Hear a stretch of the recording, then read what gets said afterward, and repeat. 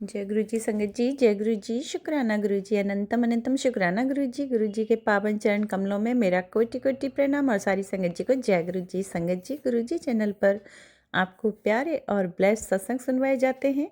इसी तरह प्यारे ब्लेस्ड सत्संग सुनने के लिए गुरु जी चैनल को सब्सक्राइब करें, नोटिफिकेशन को भी ऑन कर लें ताकि आने वाला सत्संग का नोटिफिकेशन आपको समय पर मिल जाए और आप गुरु जी चैनल पर जाकर सत्संग को सुन पाएँ और गुरु जी महाराज की प्यारी प्यारी ब्लेसिंग्स ले पाएँ। जय गुरु जी, शुक्राना गुरु जी, अनंतम शुक्राना गुरु जी।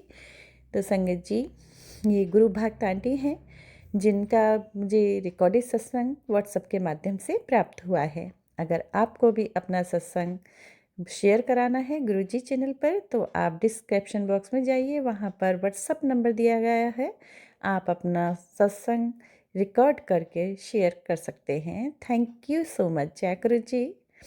तो संगत जी चलिए मंत्र जाप से शुरू करते हैं। ओम नमः शिवाय, शिव जी सदा सहाय। ओम नमः शिवाय, गुरु जी सदा सहाय। जय गुरु जी।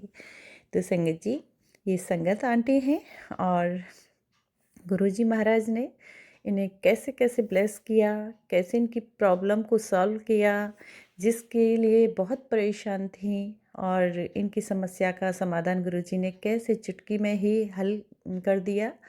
और आंटी को बहुत समय के बाद, काफ़ी समय के बाद उन्हें कैसे कैसे फिर से गुरु जी महाराज ने जॉब ब्लेस की, न्यू जॉब ब्लेस की और आंटी की सारी प्रॉब्लम का समाधान गुरु महाराज ने निकाल दिया। आंटी बहुत बहुत हैप्पी है, बहुत खुश हैं और यहाँ गुरु महाराज का शुक्राना अदा कर रही हैं।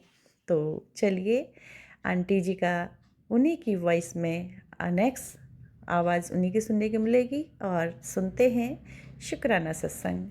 और मैं यहाँ पर प्रे करती हूँ गुरु महाराज से, मेरे गुरु जी महाराज पूरी संगत को भी इसी तरह अच्छे अच्छे ब्लेसिंग्स दें, उनका कल्याण करें, सारी प्रॉब्लम को दूर रखें। जय गुरु जी, शुक्राना गुरु जी, अनंतम शुक्राना गुरु जी। जय गुरु जी संगत जी। चलिए सुनते हैं गुरु भक्त आंटी की ही आवाज़ में। जय गुरु जी। जय गुरु जी, शुक्राना गुरु जी। ओम नमः शिवाय, शिव जी सदा सहाय। ओम नमः शिवाय, गुरु जी सदा सहाय। गुरु जी के पावन चरणों में ये मेरा नमन फिर से है, जिसके लायक गुरु जी ने फिर से बनाया है। क्योंकि ऐसी ऐसी चीज़ें हो जाती हैं कि मैं कहने से अपने आप को रोक नहीं पाती। गुरु जी का हुक्म होता है, जैसा वैसा ही मैं कर पाती हूँ। हालाँकि मैं अभी कल से थोड़ा परेशान थी। मैंने कल शाम को पता नहीं क्या हुआ, कुछ चीज़ें ऐसी हुई तो मुझे लगा कि मुझे भी अपने है ना कर्मों की, गुनाहों की क्षमा माँगनी चाहिए। तो मैं कुछ चीज़ें मुझे याद भी थी इस जन्म में जो मुझसे हुई हैं, तो मैं उनकी लगातार क्षमा माँग के, प्रे करके बहुत अच्छी तरह और सबके लिए अच्छी तरह, जैसे कहते हैं नानक बाणी चढ़दी कला, तेरी बाणी सरबद्दा भला। तो मैं वही मांग रही थी, इवन जिन्होंने लोगों ने मुझे परेशान किया या जो भी किया। तो मैं यही प्रे कर रही थी कि गुरु जी मेरे भाव बदल जाएं और मैं उन लोगों के लिए भी अच्छा मांगने लगूं और प्रे करती रहूं। तो प्रे करती रही, तो जैसे ही आज सुबह उठी तो मुझे मेरे बेटी, छोटी वाली बेटी का, जैसे मैं अंदर ही अंदर चाह रही थी कि गुरुजी, जैसे बड़ी वाली बेटी की बस बंद हो गई है, उसे बहुत दूर पैदल चलना पड़ता था, तो घर से ही अब उसकी वैन हो गई है। अगर ऐसी, मतलब मैंने प्रे भी नहीं किया था, मेरी इच्छा ही थी कि छोटी वाली का भी हो जाए, क्योंकि रास्ते में कई बार बंदर वगैरह आ जाते हैं, सर्दी गर्मी बरसात में दिक्कत होती है। तो आज उनके बस वाले ड्राइवर का फ़ोन आया कि बस आज से बंद हो रही है और कल से बच्चों की वैन ही को आएगी जो उनको घर से ही लेके जाएगी। तो मैं इतनी सुबह-सुबह खुश हो गई ना कि ये कितनी अच्छी खबर दी गुरुजी ने। इतना अच्छा लगा मुझे गुरुजी का। मैंने जय गुरुजी, शुक्राना गुरुजी की मैंने तो प्रे भी नहीं किया और मैं सिर्फ सोच रही थी और आपने कर दिया। कितनी अच्छी बात है ये, अनंतम शुक्राना गुरुजी। लेकिन और कुछ दिन पहले की भी एक चीज़ और है, अभी 10-15 दिन पहले मेरी फ्रेंड का फ़ोन आया था, जिसने मेरी पहले भी काफ़ी मदद की। उसकी कोई कज़िन थी, वो उसी कंपनी में जॉब कर रही थी जहाँ मैं पहले कर रही थी, और मैं बहुत टाइम से 4-5 साल से ट्राई कर रही थी कि मेरा भी वापस फिर से वहीं हो जाए, तो मेरा थोड़ा फाइनेंस का मैनेज हो जाएगा। लेकिन हो नहीं पा रहा था, मैं वॉक इन भी गई थी तब भी नहीं हुआ। तो उसका फ़ोन आया कि मेरे प्रोसेस में जगह है, और मैंने कहा ठीक है, मेरा सीवी फॉरवर्ड कर दीजिए। तो वहाँ से फिर उसने मुझे गाइड किया कि पहले उसका फ़ोन आया कि आपको करना है। मैंने कहा हाँ। तो मैंने कहा अरे यार, क्या बात है, जय गुरु जी, शुक्राना गुरु जी, जहाँ से मैं चाह रही थी वहीं से कोई जानकार फ्रेंड, मेरी फ्रेंड की निकली कज़िन, और वो वहाँ जॉब कर रही है और वो मेरे को रेफ़र कर देगी, चलो जय गुरुजी मैं शुकराना गुरुजी। फिर थोड़े दिन पहले अभी लास्ट वीक उसका फ़ोन आया कि आप आके अटेंड कर लो इंटरव्यू। तो मैं इंटरव्यू देने गई, बोले हाँ आपकी प्रोफ़ाइल अच्छी है, सीनियर लेवल के लिए अभी ओपनिंग आने दीजिए, तो 15 दिन अभी वेट कर लीजिए। फ़ोन हमारी तरफ से ही आ जाएगा, हम सब चीज़ें चेक करेंगे, उसके बाद नहीं आता है तो 1 महीने बाद आप दोबारा आ जाना। तो मेरे को वहाँ जाकर मतलब मैं इतने दिनों से मुझे कोई इंटरव्यू, कॉल कुछ भी नहीं था, कहीं नहीं जा रही थी, सिर्फ़ मंत्र जाप और पूजा-पाठ और ये सब में लगी। कई बार माइंड भी ऐसा हो रहा था कि मैं कब तक यही सब करती रहूँगी, क्योंकि हम ह्यूमन बीइंग्स हैं। तो गुरुजी ने अरेंज कराया और दिन मैं जब गई तो मेरे को बहुत अच्छा लग रहा था, अच्छी फीलिंग आ रही थी। और कुछ दिन पहले अभी कुछ जीन्स कपड़े जो मुझे नहीं आ रहे थे, मुझे लग रहा था अब कहाँ आएँगे, अब तो ये हो गया, वो हो गया। तो मैंने परसों ट्राई करा, मेरी बेटी ने कुछ अपने निकाल के दिए तो मेरे को बिल्कुल फिट आए, बहुत अच्छा लग रहा था मुझे। जय गुरुजी, शुकराना गुरुजी, तो मुझे लग ही नहीं रहा था, मैंने कहा गुरुजी कहाँ अब जॉब कर पाऊँगी, इतना टाइम हो गया मुझे ट्राई करते-करते। पर जैसे एक-एक चीज़ ना कपड़े फिट आना, फिर इंटरव्यू आना, इंटरव्यू पे पूरा वहाँ पे मैं 4-5 घंटे बैठी रही, पर मुझे बिल्कुल भी ऑड नहीं लगा कि मैं कोई अजीब-सी हूँ, पर मुझे पुराना अपना समय पूरा वैसा ही फ़ील हो रहा था कि हाँ। और मैं लगातार गुरुजी से कह रही थी, गुरुजी मेरे पुराने माड़े कर्मों की क्षमा कर दीजिए, मेरे से जो-जो गलतियाँ हुई जिस वज़ह से हुआ तो होगा कुछ ना कुछ पिछले जन्म का, इस जन्म का कर्म जो मेरे से गलत काम हुआ जिसकी वज़ह से मेरी जॉब छूटी, मेरा घर गया। तो लगातार मैं लगी हुई हूँ उसी प्रार्थना में। तो उसी कंपनी से वापस से इस तरह रास्ता गुरुजी ने निकाला, क्योंकि वो मुझे मैसेज में कहते रहते हैं कि मैं वहाँ से भी रास्ता निकाल दूँगा जहाँ से तूने नहीं सोचा होगा। पर मुझे ऐसे विश्वास नहीं आ रहा था कि कैसे होगा, क्या होगा? जब ये चीज़ हुई तो मुझे बहुत ही अच्छा लगा। अनंतम शुकराना गुरुजी इस बात का, आपके सिवा कोई नहीं कर सकता, मेरी इस खराब गड्डी को और कोई नहीं चला सकता। जिस तरह से साईं बाबा ने सहारा दिया और आपने सहारा दिया, उसके अलावा कोई नहीं कर सकता है। परमात्मा की असीम शक्ति है, जो भी स्वयं मेरा साथ दे रही है कि यही मेरे लिए कम ब्लेसिंग नहीं है। आज इतनी अच्छी एक खबर आई, लेकिन थोड़ा-सा गड़बड़ भी हुई, मेरे मकान मालिक का फ़ोन आया कि हम है ना, मोटर बहुत ज़्यादा दूसरी वाली नई वाली हम बंद कर रहे हैं, क्योंकि पानी का बीच में प्रॉब्लम हुआ था, तो नई मोटर उन्होंने मैंने प्रे किया था तो लगा दी थी। लेकिन अब उसमें बिल बहुत ज़्यादा आ रहा है, तो वो जो ऊपर एक और टेनेंट रहते हैं वो शेयर करने के लिए तैयार नहीं है। उन्होंने मुझे बोला, रात को मैसेज किया कि आपको इतने पैसे देने पड़ेंगे, क्योंकि वो बिल हम थोड़ी भरेंगे। तो मैंने कहा, मैं तो रेडी थी, मैंने सुबह बोला कि मैं तो दे दूँगी आंटी, मुझे कोई प्रॉब्लम नहीं है। जो पैसे आए हैं वो तो शेयर होंगे, पर वो शायद दूसरे टेनेंट मना कर रहे थे तो वो भड़की हुई थी, तो मैंने उनको बोला, आंटी आप ऐसे क्यों बोल रहे हो? मैं तो देने के लिए तैयार हूँ। बड़ी मुश्किल से समझी वो। लेकिन फिर 1-2 बातें और बोली, आप घर गंदा रखते हो, ऐसा है, वैसा है, दूसरा घर ढूँढ लो। थोड़े दिन पहले भी उन्होंने इस तरह बोला था। अब हर महीने हम आके चेक करेंगे, मेरी बहू चेक करेगी, मैं तो देख मैंने कहा आंटी जब भी आप आई मैं बाई चांस बीमार थी, मैं सफाई नहीं कर पाई थी। मैंने बहुत उनको समझाने की कोशिश की, मैंने कहा आंटी दिवाली पे मैंने पूरा घर धुलवाया है, क्योंकि ये तो गुरुजी की कृपा से धुला था, मैंने सत्संग में शेयर भी किया था। तो वो नहीं मानी, मैंने कहा चलो कोई बात नहीं। कल भी 1-2 चीज़ें ऐसी हो गई थी, मेड ने बताई थी, एक मेरी फ्रेंड ने ही बोला जिसके थ्रू अभी कज़िन के थ्रू फ़ोन आया था, उसी ने कुछ ऐसी बात बोली मेड से। फिर मकान मालिक पीछे वाले उनके लिए भी मैंने कुछ ऐसे भाई को बोल दिया था कि तो ऐसे ही हैं। तो फिर मेरे को लगा शायद मैंने ये सब गलत हरकत की, मैंने कल भी क्षमा माँगी, आज भी गुरुजी से क्षमा माँगती हूँ यदि मैंने किसी के लिए गलत बोला हो, गलत अपने मन से सोचा हो, क्योंकि मेरी फ्रेंड ने तो मेरी बहुत हेल्प की है और ये पीछे वाले या सब लोग जो भी हैं तो ईश्वर का ही पार्ट। जो भी कोई परेशानी आ रही है मेरे कर्मों से, लेकिन अब इतना वो हुई तो मेरा काफ़ी दिमाग ख़राब हो गया, दूसरा कहाँ घर ढूँढूँगी, कहाँ जाऊँ? मेरे आँसू भी निकल आए, गुरुजी अब क्या करूँ? ये सब कुछ आपने इतना अच्छा कर दिया, अब ये कैसे मतलब इतना। फिर मैंने सोचा कि नहीं, मेरा ही कर्म है। फिर मेरे को सत्संग में गुरुजी ने सुनाया हाथों-हाथ ही एक संगत जी का भी यही सब कन्फ्यूज़न चल रहा था, ब्लैक मैजिक, और इसकी वजह से 1-2 मुझे उपाय बताए कैसे अपने सर से लौंग, कि तेरे सर में जो चक्कर आ रहा है, वो जो ब्रेन में नसों में दिक्कत है, वो सब अपने सर से 5 लौंग घुमा के 21 बार रख के अपने पास गले में या तो कैसे भी रख लो, और उसके बाद 7 दिन बाद उसको मंदिर में चढ़ाया हो। तो मैंने वो भी किया। फिर गुरुजी का जल प्रसाद टीका तो मैं सोच ही रही थी, क्योंकि जो मेरे दिमाग में चल रहा था वही वो सत्संगत जी बोल रहे थे कि उनको एब्डोमेन के नीचे ऐसा लग रहा था कि जैसे कहीं कैंसरस या कुछ ऐसा है और कुछ ऐसा। जैसे अजीब तरह से यूरिन आना या अजीब तरह से पॉटी जाना, तो वो सब चीज़ें भी मेरे साथ हो रही थी। तो मैं हैरान हो गई कि गुरुजी ने मुझे, मतलब मेरे को भी लग रहा था कि कहीं कैंसर या कोई ऐसी चीज़ तो नहीं है, तो फिर वो चीज़ें भी तो गुरुजी ठीक कर रहे हैं। फिर दूसरा सत्संग सुना कि उसमें उनको कोई संगत जी को यमराज से कैसे सपना दिखा के उन्होंने बचाया मौत के मुँह से। वो बहुत बेचारी परेशान थी। उनका चोट लगती है, उनको फिर है फ्रैक्चर होता है। तो मुझे याद आ गया कि कोई ना कोई बड़ा खतरा है जो गुरुजी इस तरह टाल रहे हैं। तब जाके मेरा दिमाग शांत हुआ कि नहीं, गुरुजी ने इतना कुछ सँभाल रखा है, कोई मेरी जान पे या कोई मेरे को चोट लगनी थी, तो इस तरह से कम पे टला कि चलो मकान मालिक थोड़ा भड़की, फिर शांत हो गई, मैंने उनका पेमेंट कर दिया। फिर मैं रोई भी गुरुजी कि मेरे को पैसों का अरेंजमेंट भी हर मध्य महीने का दिक्कत होती है। मेरे हस्बैंड की तरफ से आ जाए या हमारा जो मैं चाह रही हूँ वो हो जाए, जॉब का या हस्बैंड के साथ हमारा वापस सेटलमेंट हो जाए या जैसे भी हो जाए, पर अब तो गुरुजी के हाथ में है। तो फिर मैंने यही सब दोबारा से जब सोच रही थी अपने आप को समझा के, हालाँकि बहुत टेंशन हुआ मुझे, क्योंकि हम ह्यूमन बीइंग्स हैं, टेंशन लेने की तो हमें आदत है ही है। उस सत्संग में भी गुरुजी संगत जी यही समझा रहे थे कि टेंशन नहीं लेना है, सब कुछ गुरुजी पे छोड़ना है। तो वो थोड़ा-सा आज भी मेरे लिए स्ट्रगल हुआ। फिर मैंने गुरुजी से क्षमा भी माँगी, गुरुजी आपके होते हुए भी मैं ये सब सोच रही हूँ, मैं मुझे क्षमा कर दीजिए।